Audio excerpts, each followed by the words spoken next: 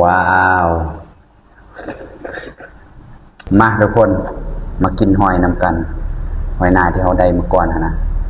ลุยทุกคนนี่มีเจียวมักทั่วแล้วก็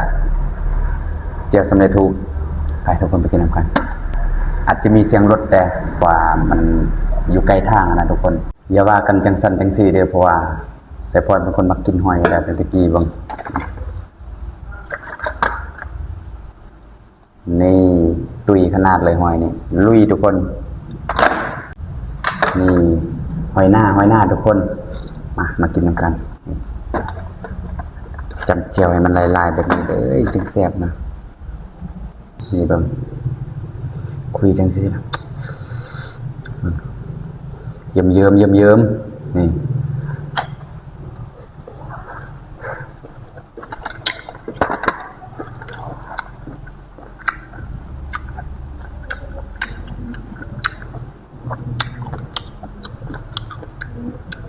จะมักแตง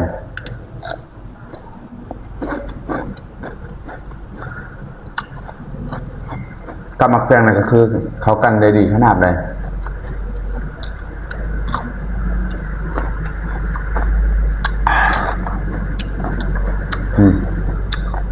จำเจียวมักทั่วลายๆแบบนี้เลย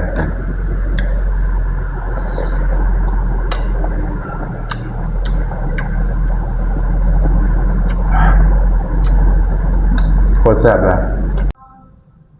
ตอนนี้สะท้อนกำลังแกะมันเอาแม่พี่น้องเอ้ยมากินหอยน้ำกันบึงตุ้ยกันแบบนี้เลยลองจิ้มเจียวอันนี้บึง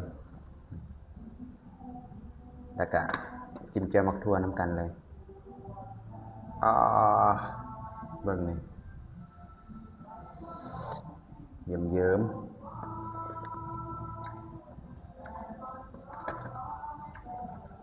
แซ่บขนาดเลย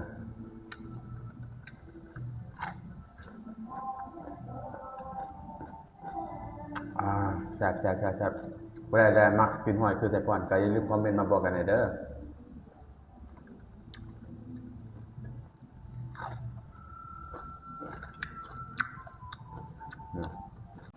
นี่มาบ่งนี่คุยเจียวจังสีเลยว้าว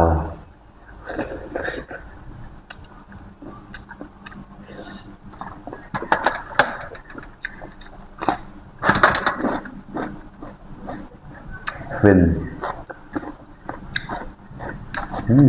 เจียวมันแซ่บขนาดเลยปรับมักซูน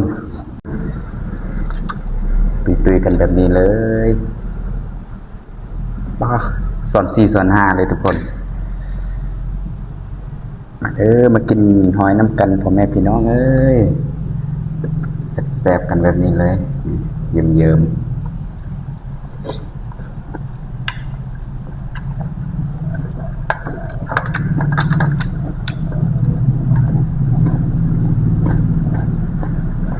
ก็คือได้ยินเสียงรถไหลข้างหน้าเลยเพราะว่าอยู่แคมทางเราทุกคน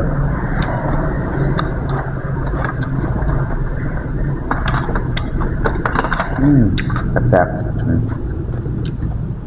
เอาเป็นว่าสะพอนขอเวลากินก่อนเนอะบ๊ายบาย